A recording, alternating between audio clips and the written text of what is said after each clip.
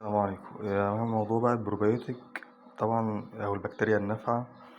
احنا بنتكلم في قصص كتير قوي، والبكتيريا النافعة دي مش حاجة واحدة، ده دي يعني كذا نوع. زي برضو ما في بكتيريا ضارة فيها كذا نوع، كذلك البكتيريا النافعة فيها كذا نوع.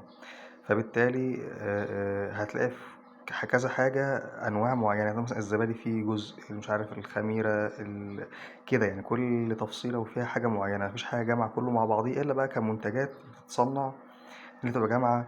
وبرضه مش كل المنتجات بتبقى جامعة كل حاجة. لكن احنا عشان متفقين ان احنا هنعمل تربية بيتي وهنقتصد في الموضوع وبأضيق الحدود، فانا هنا دلوقتي بقولك بقى شوية حاجات كده ممكن تستخدمها انت من البيت يبقى فيها بكتيريا نافعة. طبعا مش تبقى بنسبة 100%، ولكن هي بعض أجزاء. أنا عندي مثلا دي المية أو السرد بتاع الجبنة القريش، حتى فيها فتافيت اهي كمان ايه جبنة قريش.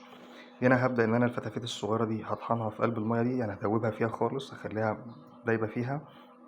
وهديها مثلا خل من البيت، مع مثلا شوية خميرة فورية أو خميرة قصدي بيرة. خلينا في الخميرة البيرة أفضل يعني، مع شوية عسل أسود.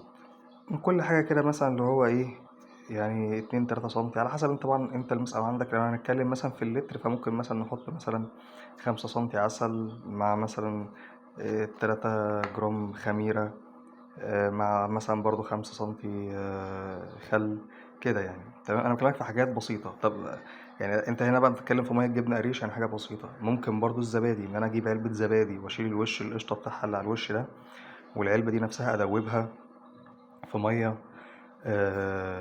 في لتر مية ادوبها فيه، واحط لهم منها يشربوها. يعني في كذا كذا حاجة ممكن احط برضو خميرة على عسل على خل، بس بشرط ما يكونش عندي اسهالات. ده برضو يعتبر كأنه بروبيوتيك. انا ليه بقولك الكلام ده كله؟ عشان مش عايزك تكلف نفسك. النهارده انت مثلا اي بروبيوتيك بيتباع عند البيطري، الجرام الواحد هتلاقيه يعني اللتر مثلا بنتكلم من 600 لحد مثلا 1000. يعني بتتكلم الجرام عامل من 60 قرش لحد جنيه.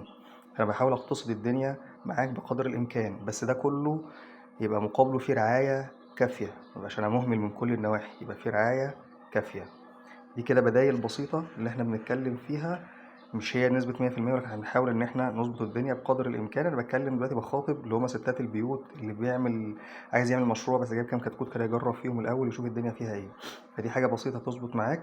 طبعا الحاجات اللي زي كده هي هتحط بالنسبة عشان احنا في فصل الصيف والحر، هتحطها لهم من بعد المغرب لحد، يعني ابعد عن الوقت اللي هو بتاع الحر، لان احنا طبعا مش جايبين منتج مصنع، فعشان ما يحصلش فيه فطريات او يحصل فيه افساد من درجة الحرارة، فحط في الوقت اللي هو يبقى مرطب فيه. سلام.